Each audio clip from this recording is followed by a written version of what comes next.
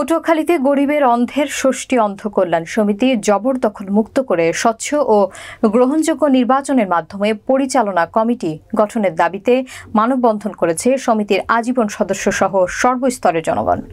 বিস্তারিত থাকছে পটুয়াখালী প্রতিনিধি আরিফুজ্জামান তুহিনের প্রতিবেদনে। মঙ্গলবার সকাল 10টায় পটুয়াখালী জেলা প্রশাসক কার্যালয়ের সামনে ঘণ্টাব্যাপী মানববন্ধন করে।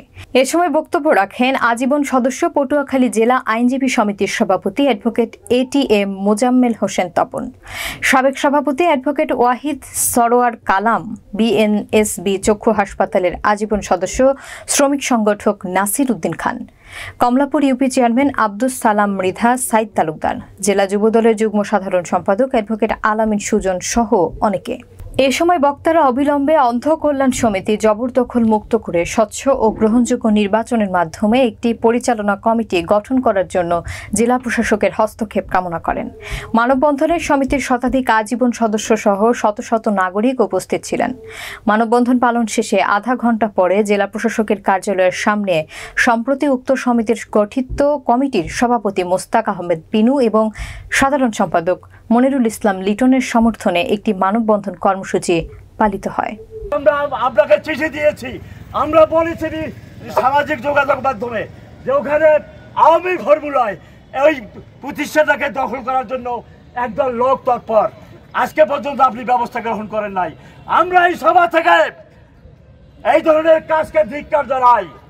আমরা স্পষ্টভাবে বলতে চাই, ওই প্রতিষ্ঠান জনতার প্রতিষ্ঠান, ওই প্রতিষ্ঠান দেশের প্রতিষ্ঠান, কারো ব্যক্তিগত স্বার্থে ওই প্রতিষ্ঠানকে ব্যবহার করা যাবে না।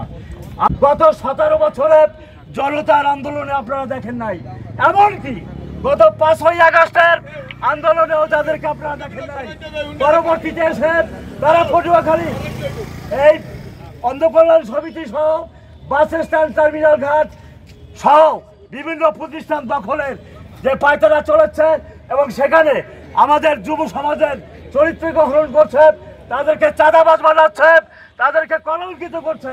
এবং এই অবস্থায় আমরা মনে করি যে ছাত্র জনতা যাদের ত্যাগে রক্তে এই নতুন স্বাধীনতা পেয়েছি, এটা কোনো ক্রমে বিভ্রাট যেতে পারে না। এই মাফিয়া দখলদারিদের রাজনীতি বাংলাদেশে আর হতে হবে দেওয়া যাবে না।